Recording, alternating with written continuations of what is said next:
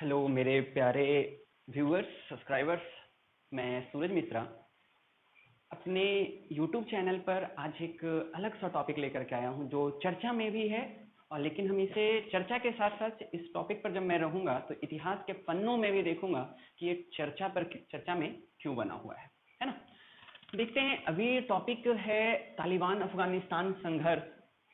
तो तालिबान अफगानिस्तान संघर्ष है, तो संघर्ष पर मेरा मानना है कि कोई भी संघर्ष हो, उस संघर्ष का जड़ जो है वो कहीं ना कहीं इतिहास के पन्नों में दबा होता है और उसकी कुछ न कुछ ऐसी चाहत होती है, तभी एक संघर्ष सामने देखने को मिलता है। अब हम इन्हीं चीज़ों को लेकर करके आज के टॉपिक में हैं।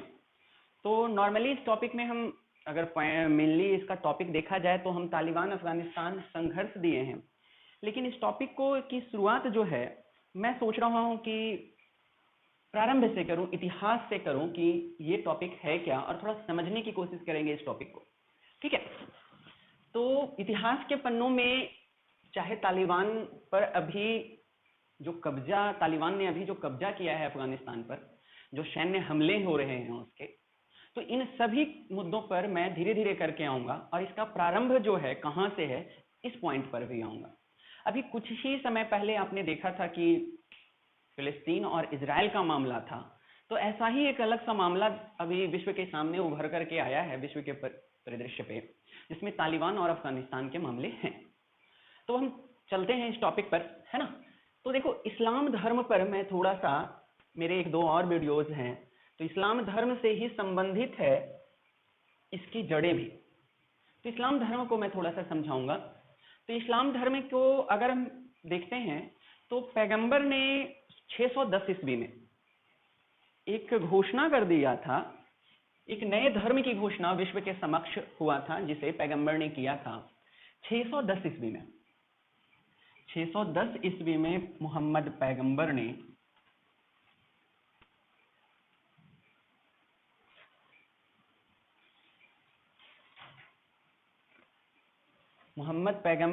एक नए धर्म की घोषणा की थी और उसे मानने वाले लोगों की भी संख्या अच्छी खासी हो गई थी। देखो, ये 610 में क्या था ये मैं थोड़ा सा समझा रहा हूं। मोहम्मद पैगंबर ने अपने आप को रसूल घोषित कर लिया था। रसूल का मतलब होता है संदेशवाहक। संदेशवाहक शब्द यहां पर क्यों आ रहा है ये मैं बता देता हूं। मोहम्मद पैगंबर ने अपने आप को सर्वश्रेष्ठ नहीं बताया है इस धर्म में। इस धर्म में सर्वश्रेष्ठ अल्लाह को बताया है और अल्लाह ने एक संदेशवाहक के रूप में मोहम्मद पैगंबर को भेजा है, ऐसा कुछ कहते हुए मोहम्मद पैगंबर ने इस्लाम धर्म की स्थापना 610 ईस्वी में किया था। देखो, नॉर्मली मेरे दो वीडियोज हैं जो मैं लिंक में भी शेयर कर दूंगा, उस पर आप जाकर के देख सकते हो कि मोहम्मद पैगंबर ने इस धर्म को किस प्रकार से आगे बढ़ाया है। तो अभी के हम एक पॉइंट में आएंगे कि अब देखो, एक चीज है, 610 ईस्वी में मोहम्मद पैगंबर ने जब इस्लाम धर्म की घोषणा की और अपने आप को रसूल कहा, यानी संदेशवाहक कहा इस धर्म का, तो सबसे ऊपर जो है अपने आप को न बता करके अल्लाह को बताया है, जिसे कुछ लोग अल्लाह भी कहते हैं, अल्लाह को बताया है जो इनसे भी ऊपर है। लेकिन मानवीय तौर पर, इंसानियत के तौर पर अगर देखा जाए तो पैगंबर जो थे वो उसे इस्लाम धर्म के लोगों ने माना है। 632 ईस्वी में इनका एक दौरा रहा है। तो मैंने मक्का और मदीना, दो फेमस जगहों का नाम बताया था इस धर्म में। मक्का और मदीना, दो अलग अलग जगहों के बारे में मैं बता रखा हूं। तो 632 ईस्वी में पैगंबर जो हैं अपनी एक तरह से अंतिम यात्रा, अंतिम हज यात्रा हम कह सकते हैं, हज यात्रा से लौट रहे थे मदीना की तरफ। देखो, मक्का मैंने बनाया है, मैं समझाने की कोशिश कर रहा हूं, समझने की कोशिश करना। और ये लौट रहे हैं मदीना की तरफ। ये लौट जो रहे हैं वो कहां लौट रहे हैं? मदीना की तरफ। एक तरीके से ये इनका अंतिम हज यात्रा था। तो इन्होंने बीच रास्ते में एक जगह डिसाइड किया, उस जगह में अपने सभी हज यात्रियों को संगठित होने का उन्होंने आदेश दिया कि मक्का से जो हज यात्री लौट रहे हैं मदीना की तरफ, वो सभी एक जगह में रुकेंगे, मक्का से मदीना के मार्ग में एक जगह में रुकेंगे। उस जगह का नाम उन्होंने कहा कि गदीर में रुकेंगे। गदीर जो है इस रास्ते में, मदीना के रास्ते में गदीर जो है वो जोहफा नाम का एक क्षेत्र है, पड़ता है, जो काफी बड़ा सा क्षेत्र है। वहां गदीर जो है एक मैदानी भाग है, इसमें रुकने के लिए, इकट्ठा होने के लिए कहा। और गदीर में पहुंच कर करके मोहम्मद पैगंबर ने एक घोषणा किया, और घोषणा में क्या किया है वो मैं बता रहा हूं। सभी हज यात्रियों के समक्ष एक संबोधन किया है, और वहां पर उन्होंने एक मंच से अपने दामाद हजरत अली को, इनका दामाद का नाम था हजरत अली को, हजरत अली का हाथ पकड़ करके ऊपर उठाया है, और सभी हाजियों के समक्ष यह बात कही है कि जो लोग मुझे, या वे लोग मुझे, जो लोग मुझे क्या मानते हो, मौला मानते हो, आज से यह व्यक्ति उनके लिए अली मौला है। देखो, अब मैं 3 शब्द पे आया हूं नॉर्मली।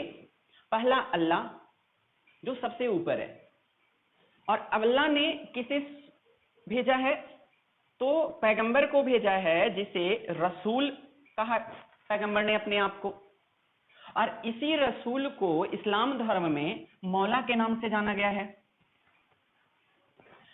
फिर मैंने बताया कि ये गदीर में, यानी 632 ईस्वी में गदीर के मैदान में, जो जोहफा के पास पड़ता है, वहां पर अपने दामाद हजरत अली को यहां पर अपना एक तरीके से उत्तराधिकारी घोषित किया है, और अगला कहा है कि जिन जिन लोगों ने मुझे मौला माना है, अब वो लोग इन्हें अली मौला माने, इस तरह की घोषणा की है।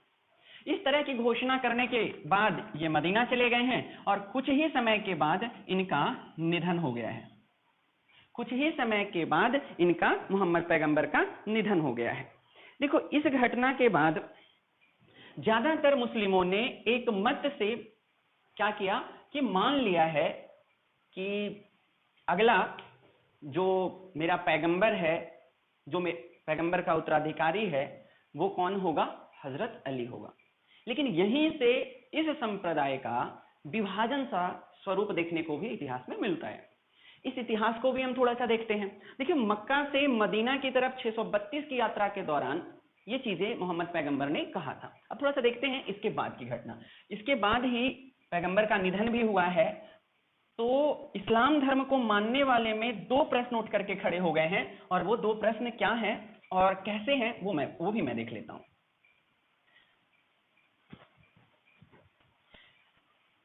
कुछ लोगों ने मोहम्मद पैगंबर की इस घोषणा को सही ठहराया है, और कुछ लोगों ने मोहम्मद पैगंबर के इस घोषणा को सही नहीं ठहराया, और वहीं पर 2 भागों में विभक्त हो गया। और ये जो है कैसे विभक्त हुआ, ये मैं बता देता हूं आपको। जिन्होंने, एक बना सुन्ना, यानी सुन्ना को मानने वाला सुन्नी, और दूसरा बना शिया।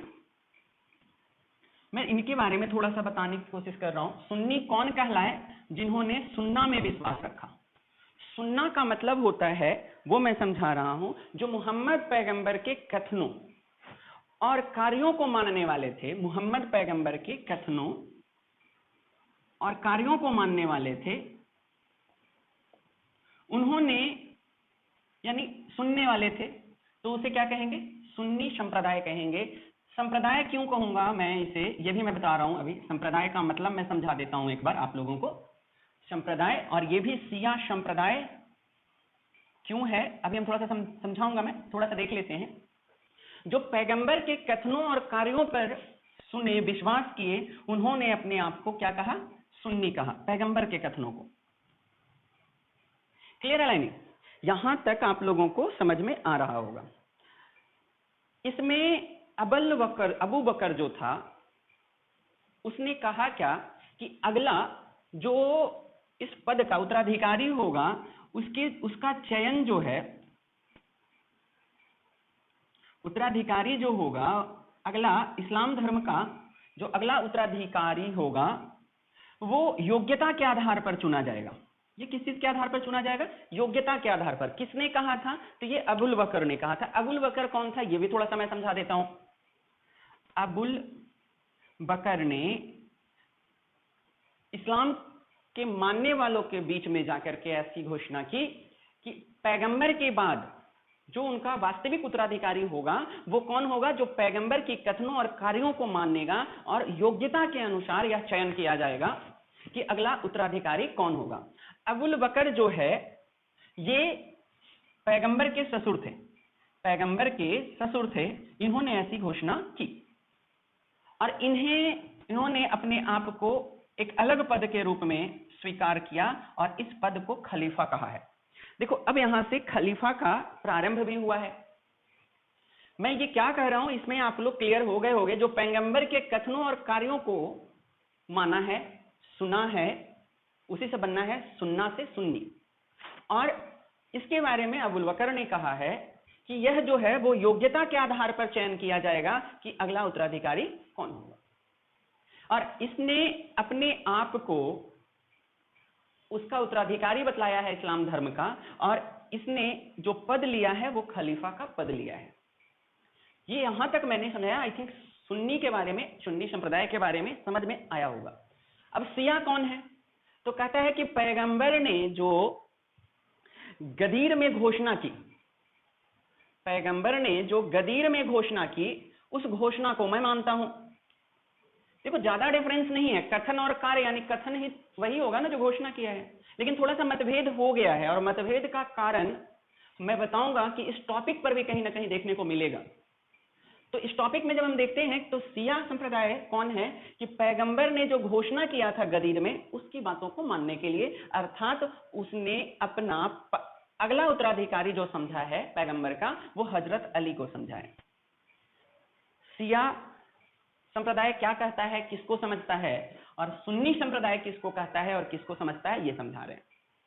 देखो ये चीजें समझ में आ गया होगा। तो इतिहास के पन्नों में एक शब्द मैंने लिया है संप्रदाय। संप्रदाय का मतलब क्या होता है? यहां मैंने इस्लाम धर्म लिखा है, संप्रदाय नहीं लिखा है ना। धर्म वो होता है जिसमें जो पहली पहल बनता है और उसके नियम पहली पहल होते हैं। लेकिन उन्हीं के नियमों के, धर्म के नियमों को बांट करके अगर कुछ लोग मानना शुरू कर देते हैं तो वह जो लोगों का संगठन होता है वह संप्रदाय कहलाता है। संप्रदाय क्या है वो मैं बता रहा हूं। मूल जो धर्म है उस धर्म के कुछ बातों को कुछ समूह मानने लगे और कुछ बातों को कोई और समूह मानने लगा, तो वो दोनों जो समूह कहलाएंगे प्रारंभिक समय में संप्रदाय कहलाएंगे। लेकिन अगर इनकी संख्या काफी ज्यादा हो जाती है और राज्य क्षेत्र भी बढ़ जाते हैं तो यह संप्रदाय धर्म के रूप में भी परिवर्तित हो सकते हैं। ऐसे इतिहास में बहुत सारे का एग्जाम्पल देखने को मिलता है। जैसे अगर मैं सिंपल सा कहूं तो सनातन धर्म से निकला हुआ दो धर्म के बारे में मैं बता रहा हूं, एग्जाम्पल के तौर पे ले रहा हूं, बौद्ध धर्म और जैन धर्म। ये प्रारंभ में संप्रदाय थे, लेकिन वर्तमान समय में इनकी शाखाएं ये इतनी ज्यादा हो गई है, इनके मानने वाले लोगों की, इनके बातों को मानने वाले लोगों को की संख्याएं इतनी ज्यादा हो गई है कि यह संप्रदाय से बदलकर धर्म का रूप धारण कर लिए हैं। आई थिंक ये छोटा सा पॉइंट है, संप्रदाय और धर्म आई थिंक समझ में आ गया होगा। तो इस्लाम धर्म में भी जिस टॉपिक पर हूं मैं, तो इस्लाम धर्म में अभी सुन्नी संप्रदाय यानी सुन्नी मत को मानने वाला, मत भी कहते हैं इसको, सुन्नी मत को मानने वाला और शिया मत को मानने वाला कौन कौन से लोग हैं ये थोड़ा सा सामने आ गया है। अब इसके बाद हम एक टॉपिक थोड़ा सा और आगे बढ़ा रहे हैं कि क्या हो रहा है।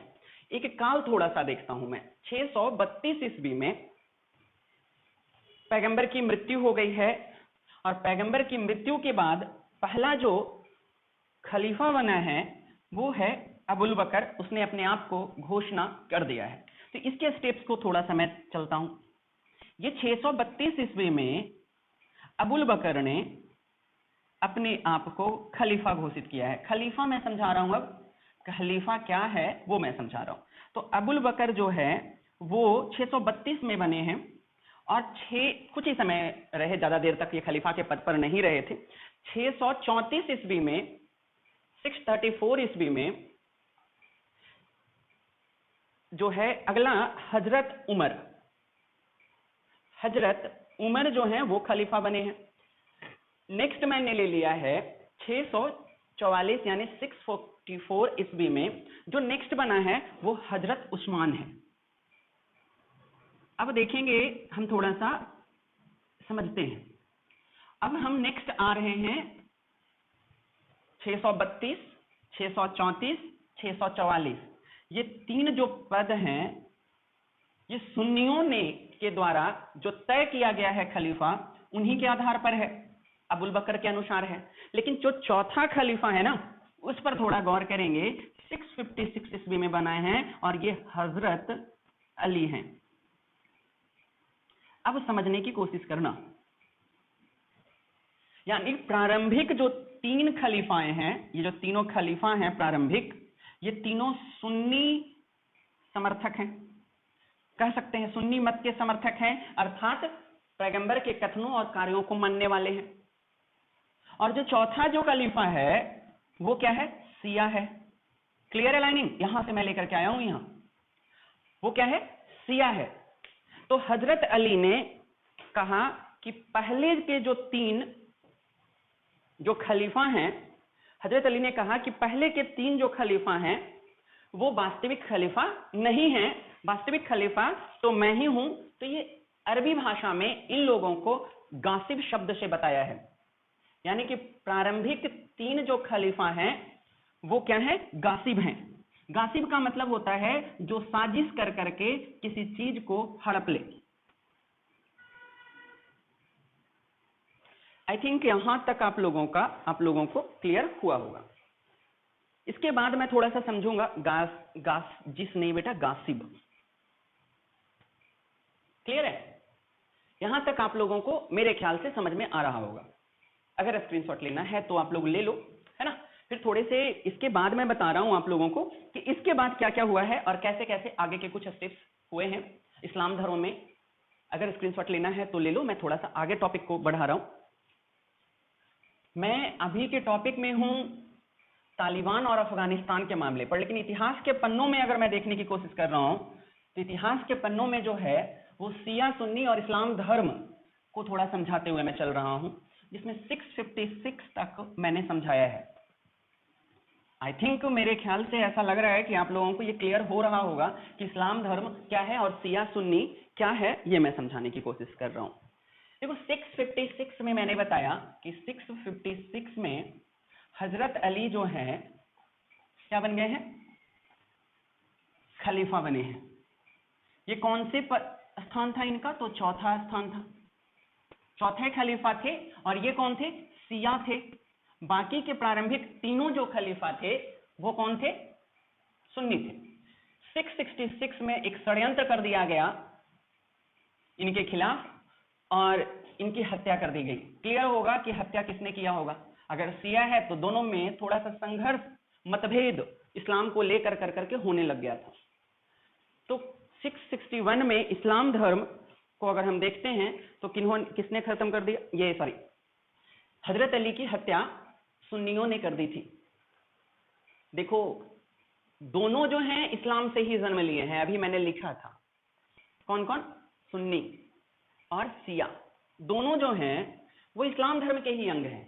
अगर कहें तो दोनों एक ही शरीर के दो भाग हैं, जो दोनों एक ही पैगंबर को मानता है, दोनों एक ही ईश्वर को मानता है, दोनों एक ही धर्म को मानता है, दोनों एक ही धार्मिक किताब को मानता है, लेकिन फिर भी मतभेद प्रारंभ हुआ है। और यह मतभेद जो है बहुत बड़ा सा पॉइंट बनने वाला है। 610 ईस्वी में जन्म लेने वाला एक विश्व में एक नया सा धर्म इस्लाम धर्म दो भागों में बट गया है, दो मतों में बट गया है, और एक सिया और एक सुन्नी है। और अब इन लोगों में संघर्ष की पहली घटना भी देखने को मिल गई है। 661 में हजरत अली की हत्या कर दी गई सुन्नियों के द्वारा। देखो इसके बाद कहा जाता है कि खलीफा का जो पद था, यहां तो खलीफा ही है जो हजरत अली है, तो 661 के बाद खलीफा का जो पद है वो दमाश्कस के पास चला गया। अब जो है दमाश्कस, जिसे वर्तमान में सीरिया के नाम से जानेंगे हम लोग, वर्तमान में सीरिया के नाम से जानेंगे, दमाश्कस के पास चला गया। और अगला खलीफा कौन होगा?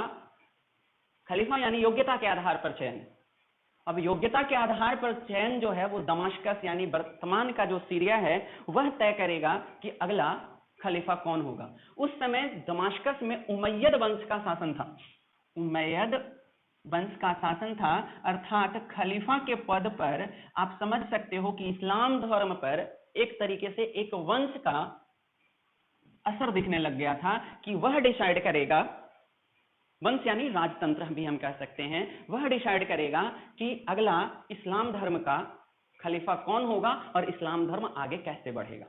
अब आपको क्लियर सा समझ में आ रहा होगा, जब कोई वंश इस चीज को मानने लगेगा तो इसकी रफ्तार बढ़ेगी, इस्लाम धर्म को मानने वाले लोगों की संख्या में तेजी आएगी। अब इसके एक स्टेप और आगे मैं बढ़ रहा हूं, ठीक है। 681 ईस्वी में 681 ईस्वी में हजरत अली का बेटा, हजरत अली का बेटा हुसैन जो है अपने कुछ साथियों के साथ, 72 साथियों के साथ, हजरत अली का बेटा, हजरत अली का बेटा हुसैन जो है अपने कुछ साथियों के साथ, कुछ यानी 72 साथी थे, कुछ नहीं, ये मिलता है इतिहास में, 72 साथियों के साथ मक्का के दौरे पर गया है, सॉरी दौरा नहीं, मक्का की यात्रा पर गया है। और मक्का की यात्रा के बाद एक क्षेत्र पड़ता है करबला, वहां पर इन लोगों ने अपना विश्राम स्थल कह सकते हो, वहां पर करबला में ये जो है रुके हैं, जो वर्तमान में इराक में पड़ता है बेटा। 681 ईस्वी में हजरत अली का बेटा जो हुसैन है वो अपने 72 साथियों के साथ कहां गया है, करबला गया है, इराक में जो पड़ता है। करबला में सुन्नियों का समर्थन है ना, सुन्नियों का समर्थक जो है, कहां, करबला में सुन्नियों का समर्थक जो है, सुन्नी लोगों ने इसे फिर से घेरा है, सुन्नियों ने इसे घेरा है और सभी का दमन कर दिया है, मार दिया है। सभी सुन्नियों ने हुसैन तथा इनके सभी साथियों की हत्या कर दिया। अब देखो थोड़ा सा समझा रहा हूं मैं। पहला मैंने 661 में संघर्ष का मेन कारण मैंने टॉपिक पे क्लियर लिखा है कि सिया सुन्नी में संघर्ष कहां हुआ, बोल बोल भाषा में संघर्ष जो था एक तरीके से अबुल बकर ने ही कर दिया था 632 में। लेकिन अगर इस पर रक्तपात की घटनाओं को देखा जाए तो सिया हजरत अली को 661 ईस्वी में मार दिया गया, जो सुन्नियों ने मारा। नेक्स्ट 681 ईस्वी में जब वो हज की यात्रा करने के दौरान था, तो हज यात्रा के बाद करबला पहुंचा है हुसैन और 72 लोग, तो उन लोगों की हत्या फिर से सुन्नियों ने कर दिया है, अर्थात रक्त रंजित कहानी प्रारंभ हुआ है जो इन लोगों में देखा जाता है। कब, 681 में। देखो इसके शोक को मना रहे हैं अब मुस्लिम लोग, समझ में आ रहा है। सुन्नी अभी मैंने बताया था कि उमैयद वंश का है, सुन्नी जो है वो कहां के हैं, उमैयद वंश के हैं, यहां पर उमैयद वंश वाले हैं बेटा, उमैयद वंश वाले हैं। इस घटना के बाद जो है इसे जो हजरत के बेटा हुसैन और 72 साथियों को मारा गया, हत्या कर दिया गया है, तो इसे मुस्लिम में यानी इस्लाम धर्म के वे लोग जो सिया धर्म को मानते हैं वो इस शोक को मुहर्रम के रूप में हर साल मनाया करते हैं। मुहर्रम क्या था ये आप लोगों को अभी तक क्लियर हो गया होगा, और अब समझ में आ रहा होगा कि एक ही धर्म से उत्पन्न, एक ही धर्म के मानने वाले दो लोग, दो मतावलंबी लोग आपस में क्यों भिड़ रहे हैं और इसकी शुरुआत कहां से है, कैसे है, ये इतिहास के पन्नों में मैं आप लोगों को समझा रहा हूं। 681 ईस्वी के बाद, इस घटना के बाद अब सुन्नियों को ऐसा लगने लगा है कि इसका बदला जो है वो सिया जरूर लेंगे, इसका बदला जो है वो सिया जरूर लेंगे। तो इन्होंने सियाओं पर दमन का कार्य और तेज कर दिया, दमन का कार्य और तेज किया। दमन के कार्य और तेज होने से तो सियाओं में एक पहला तो अपने बचाव करने की चेष्टा किए और फिर सुन्नियों से लड़ने का भी चेष्टा प्रारंभ हो गया है। लेकिन देखा गया है कि लगभग 9वीं शताब्दी तक यानी कि 9वीं शताब्दी तक, मैं एक डाटा लिख रहा हूं 9वीं शताब्दी तक अगर हम देखें तो इस्लाम धर्म में सिर्फ और सिर्फ सुन्नियों का ही कब्जा रहा है। ये थोड़ा क्लियर नहीं है, मैं फिर से लिख रहा हूं, 9वीं शताब्दी तक देखा जाए, 9वीं सदी तक तो सुन्नियों का ही कब्जा रहा है इस्लाम धर्म पर। और अगर इतिहास के पन्नों में थोड़ा और हम डीप जाएंगे तो बहुत लंबा सा टॉपिक बनता चला जाएगा। तो इसमें अब हम देखते हैं, तो अब हम थोड़े से आएंगे 1500 के करीब में, और 1500 के करीब के बाद मैं इनकी कहानियों को थोड़ा सा और आगे बढ़ा देता हूं, है ना। अब हम समझ रहे हैं ये तालिबान अफगानिस्तान संघर्ष का इतिहास कहां छिपा है, आखिर एक ही धर्म के मानने वाले ये आपस में क्यों लड़ रहे हैं, क्यों रक्तपात कर रहे हैं, इसका कारण हम इतिहास के पन्नों से ढूंढ रहे हैं, ढूंढ कर करके आपको समझाने की कोशिश कर रहे हैं, बताने की कोशिश कर रहे हैं। हर चीज का कारण, कोई भी कारण हो, कोई भी संघर्ष हो, मैं बार बार कह रहा हूं, इतिहास के पन्नों में उसको मिलेगा। समझ में आ रहा है। 1501 में, कब?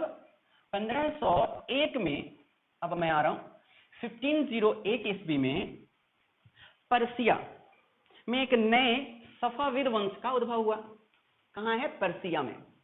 पर्सिया में एक नए वंश का उदय हुआ है, सफाविद वंश कहा गया इनको है। सफाविद वंश का उदय हुआ है। सफाविदों ने शिया इस्लाम को एक मान्यता दे दिया कि स्टेट रिलीजन है ये, स्टेट रिलीजन यानी राज्य धर्म के रूप में मान्यता दे दिया है। अब देख लेना, उमैयद जैसा एक और वंश जो है, उमैयद के तो काफी बाद है, लेकिन एक सफाविद वंश जो है 1501 ईस्वी में शिया लोगों की पहचान एक तरीके से दे दिया है, शिया लोगों का एक राज्य सा बता दिया है कि यह एक राज्य धर्म है, स्टेट रिलीजन है। देखो किसने बताया? पर्सिया का सफाविद वंश। पर्सिया को वर्तमान समय में इसी को ईरान के नाम से जाना जाता है बेटा, वर्तमान समय में इसे ही ईरान के नाम से जाना जाता है। पहली बार शिया मुस्लिमों को एक क्षेत्र मिला है जहां पर उनका नाम समझा जा रहा है और एक तरीके से धार्मिक विस्तार और उन्हें बचाव करने के लिए एक वंश ने आगे अपने आप को बढ़ाया है। मेरे ख्याल से अभी तक जो मैं पढ़ा रहा हूं वो समझ में आप लोगों को आ रहा होगा। इसके बाद अगर देखा जाए तो लगभग 200 वर्षों तक सुन्नी और शियाओं के बीच ज्यादा संघर्ष देखने को नहीं मिले हैं। सुन्नी जो थे वो ऑटोमन तुर्क की तरफ, ऑटोमन साम्राज्य की तरफ अपने साम्राज्य का विस्तार कर रहे थे। ऑटोमन साम्राज्य जो है वर्तमान समय में तुर्की के नाम से जाना जाता है बेटा। यहां पर कौन थे? सुन्नी लोग विस्तार कर रहे थे। और वही हम दूसरी तरफ देख रहे हैं तो शियाओं को कहां मिल गया है? ईरान की तरफ एक मान्यता सा मिल गया है, एक शिया इस्लामिक कंट्री के रूप में, राज्य धर्म के रूप में अपने आप को मिल गया है। अब देखेंगे ये दोनों जो हैं एक स्टेट बन रहे हैं, एक देश बन रहा है, अर्थात इनके पास आर्मी होगा। और अब ये कैसे आगे बढ़ रहे हैं ये भी मैं आगे बढ़ूंगा। तो हमने अभी कहा है क्या कि छोटे मोटे जंग जो हैं इन दोनों में देखने को मिले हैं लगभग 200-250 वर्षों तक, और लगभग 17वीं शताब्दी 18वीं शताब्दी तक अगर हम देख लें तो इन लोगों के बीच में छोटे मोटे जंग हुए हैं, ज्यादा नहीं हुए हैं। दोनों एक दूसरे को साबित करने में लगे हुए हैं कि कौन ज्यादा शक्तिशाली है, कौन राज्य ज्यादा विस्तारक बन रहा है। देखो एक चीज है, अगर हम यहां तक रहते हैं तो थोड़ा सा मैं बता रहा हूं बेटा कि वर्तमान समय में इनका साम्राज्य जो है, भले ही ये थोड़े छुटपुट हो गए, लेकिन ईरान जो है वो पहला देश बन गया जो शिया की बातों को मानने लग गया। तो शिया बहुल देश भी बने हैं कुछ, शिया बहुल देश मैं कुछ लिख देता हूं, बहुल देश और सुन्नी बहुल देश कौन कौन है वर्तमान में, ये मैं थोड़ा सा कर देता हूं आप लोग को। शिया बहुल देश ज्यादा नहीं है, ईरान है, इराक है, ईरान है, इराक है, ठीक है, ईरान है, इराक है, अजरबैजान है, ज्यादा नहीं है, ये चार ही हैं, अजरबैजान है, और एक और देश है बहरीन। देखो ये ईरान के बारे में भी मैंने बताया, पर्सिया, ये काफी स्ट्रॉन्ग देश है एक तरीके से, मैं बताऊंगा इसके बारे में कभी और कोई क्लास में। और सुन्नी में जो देश है ना, इसके तो मानने वालों की संख्या मत कहो, बहुत ज्यादा है। ये इस्लाम है बेटा, इस्लाम को ही पढ़ा रहा हूं अभी की टॉपिक में। दो विचारक, दो मत, और दोनों अब कैसे कैसे विश्व के कौन कौन से देशों में हैं वो मैंने लिखा है। ज्यादा देशों में नहीं है, 4 ही देशों में है। सुन्नी में ले लेते हैं तो यूएई, ठीक है, यूएई, सऊदी अरब, यूएई, पाकिस्तान, इंडोनेशिया,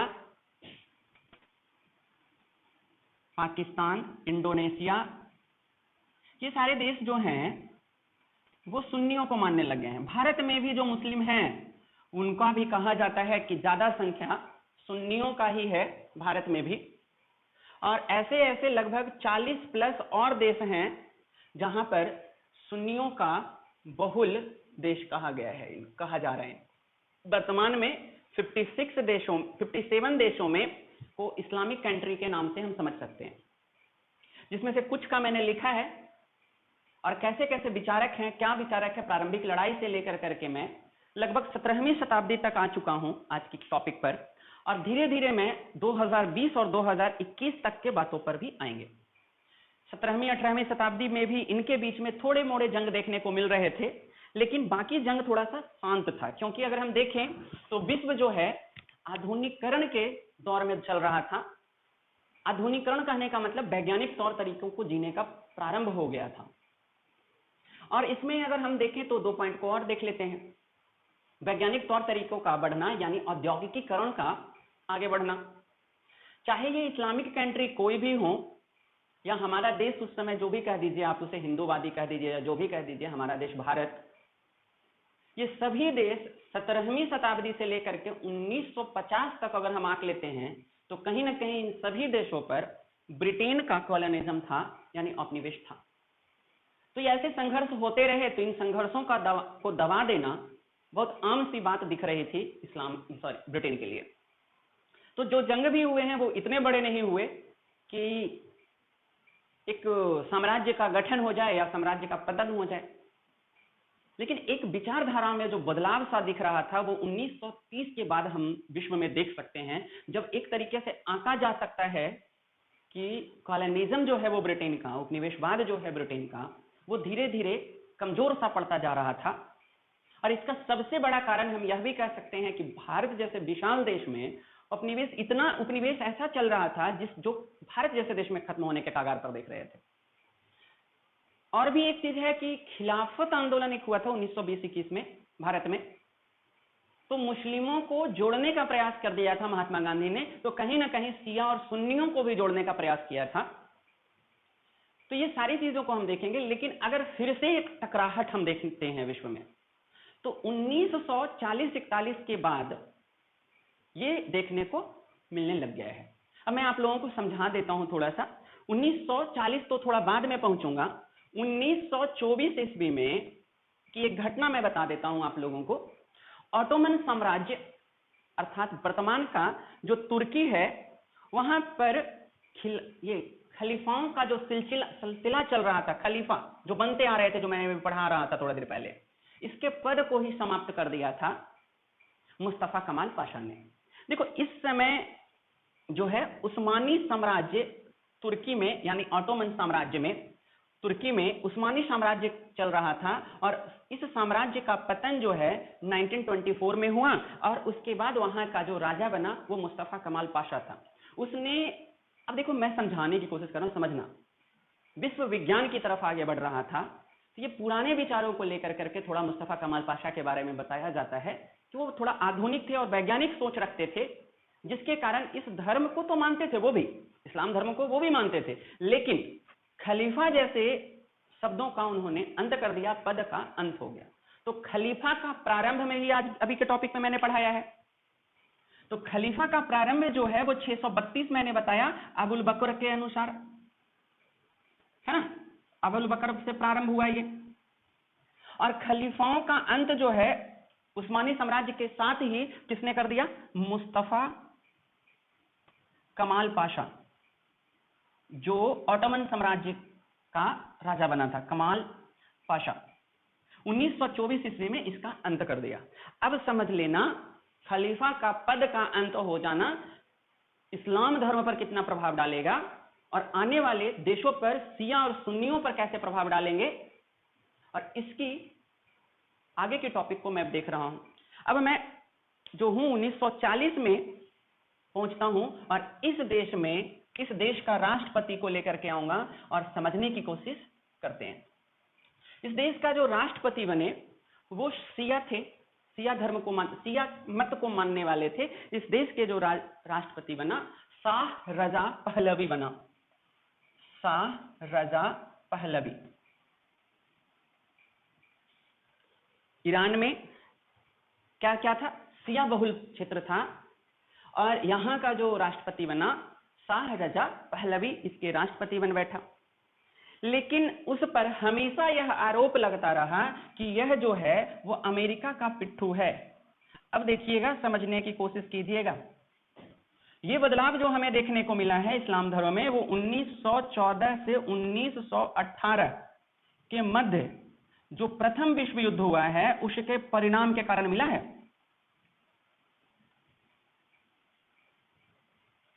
और ये जो मैं लिख रहा हूं अभी वो 1941 लिख रहा हूं, तो इस समय शाह रजा पहलवी जब वहां का राष्ट्रपति जब बना है तो वहां की जनता और वहां की कुछ और पार्टियों ने ऐसा कहना शुरू कर दिया है कि यह अमेरिका का पिट्ठू सरकार है।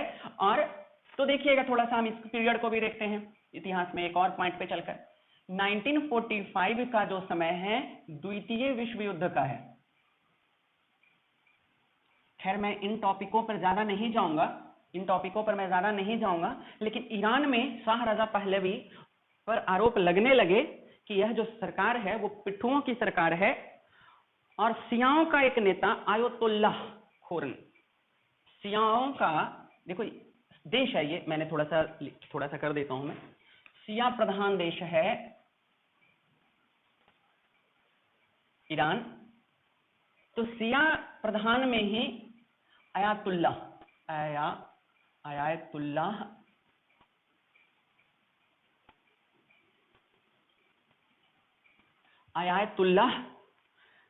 रूहुल्लाह खोमनी इनका पूरा नाम था। तो आयतुल्लाह खोमनी मैं लिख देता हूं। आयतुल्लाह खोमनी जो है वो शाह रजा पहलवी का विरोध करने लग गया है। शाह रजा पहलवी के विरोध के स्वर उठते थे। तो शाह रजा पहलवी उस समय बहुत शक्तिशाली था, तो इसने खोमानी को निर्वासित कर दिया, यानी देश से बाहर सा निकाल दिया, देश से बाहर कर दिया, ईरान से बाहर कर दिए गए खोमानी। एक घटना और मैं लूंगा अभी अब टॉपिक लेता हूं, थोड़ा सा टॉपिक और आगे बढ़ाऊंगा मैं। अभी देखते हैं इस टॉपिक पर। टॉपिक तो बहुत आगे है, 2020-21 की घटना पर हम आएंगे अभी धीरे धीरे। तालिबान अफगानिस्तान के मामले पर आएंगे। आई थिंक यहां तक आप लोगों को क्लियर हो रहा होगा अभी के क्लास के टॉपिक में, ठीक है। अब हम एक थोड़ा सा आगे बढ़ेंगे 1978 पर। कहां हम आएंगे? 1978 में। 1978 ईस्वी में ईरान के एक क्षेत्र का नाम है, ईरान का एक बहुत प्रसिद्ध चौक है शाहयाद चौक। शाहयाद चौक है जहां पर लगभग 20 लाख शिया लोगों ने, ये शिया लोग कौन थे अभी मैंने समझाया है तुरंत, शिया लोगों ने विरोधी आंदोलन किया, विरोध आंदोलन किया। 1941 से ही विरोध उत्पन्न हो गया था पहलवी के विरोध में, पहलवी के विरोध में खोमनी ने शुरू कर दिया था। पूरा नाम मैं बार बार नहीं बोल रहा हूं, खोमनी ने प्रारंभ कर दिया था, अबैदुल्लाह खोमनी ने। 1978 में इसी के, ये मुख्य कार्यकर्ता समझ सकते हो इसका, 20 लाख लोगों को शाहयाद चौक पर इकट्ठा कर दिया और विरोध के प्रदर्शन के स्वर इतने मजबूत थे कि पहलवी को देश छोड़कर करके भागना पड़ गया। पहलवी को देश छोड़कर करके भागना सा पड़ गया। और अगला जो यहां का राष्ट्रपति राजा जो बना वो कौन बना? खोमनी। और खोमनी कैसा है? ये अभी मैंने बताया है, शिया मत रखने वाला। तो खोमनी जो है यानी ईरान जो है, अब विश्व के सभी देशों में शिया मत को मानने वाले मंत्रियों का सहयोग करने लग गया है। अब ईरान एक बहुत ही शक्तिशाली देश में काउंट होता है वर्तमान समय में, जो शिया मत को मानता है। मैंने 1978 तक की घटना अभी आप लोगों के सामने रखा है। अब हम 1980 में भी आएंगे, सद्दाम हुसैन को एक बार रीड करेंगे इराक में जाकर के। सद्दाम हुसैन, इराक और ईरान का संघर्ष भी थोड़ा हम देखेंगे। संघर्ष खूनी संघर्ष में तब्दील हो रहा है शिया सुन्नियों का। ये लगभग 8-10 वर्षों तक चला है और लगभग 10 लाख से ज्यादा शिया सुन्नियों की मृत्यु हुई है, हत्या हो गई है। विश्व में ये एक अलग ही तरीके की घटना को हम रीड करते हैं 1980 से 88-89 के तक में, 8-10 सालों में। 91 के बाद सद्दाम हुसैन ने इराक में कैसा दहशत सा फैला दिया। सद्दाम हुसैन के शासन को किसने रोक दिया, उसकी सत्ता से उसको हटाया किसने, हटाने का परिणाम कैसा दिखा, ये सारी क्लास जो है मैं अपने नेक्स्ट वीडियो में डालूंगा। आप इस वीडियो को देखिए और नेक्स्ट वीडियो में 2020 और 21 तक में पहुंच करके आपको इस जो डाउट है आप लोगों का, जो थोड़ा सा है कि आखिर तालिबान और अफगानिस्तान संघर्ष क्या है, वहां तक पहुंचेंगे। ठीक है, गुड नाइट सबको, है ना। मिलते हैं अगली क्लास में। तालिबान और अफगानिस्तान संघर्ष को 20वीं सदी में, 19वीं सदी में आगे कैसे